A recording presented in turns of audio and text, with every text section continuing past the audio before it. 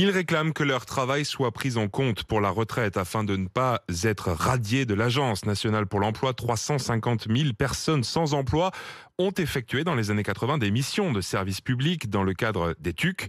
Aujourd'hui, ils se rendent compte que ces travaux d'utilité collective ne sont pas pris en compte dans le calcul de leurs droits. Témoignage de Jacques ce matin. Il a travaillé 18 mois sous ce statut. Florian Chevalet et Martin Juret l'ont rencontré pour RMC.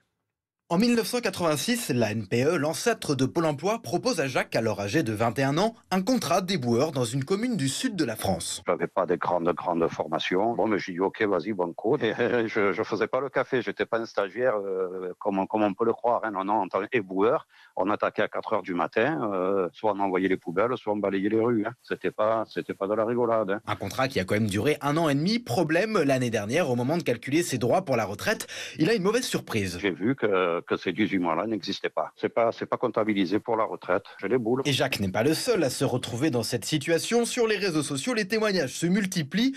Dominique, elle aussi ancienne contrat TUC, les recense via une page Facebook. Tous les jours, nous recevons des messages de personnes qui tombent des nues, littéralement. Énormément de personnes qui sont en train de demander leur retraite. Ça touche tout le monde et surtout le territoire français. Interrogé plusieurs fois au Sénat ou à l'Assemblée nationale, le gouvernement répond que ces personnes sous contrat TUC travaillaient alors sous un statut de stagiaire pour lesquels il n'y avait aucune cotisation retraite.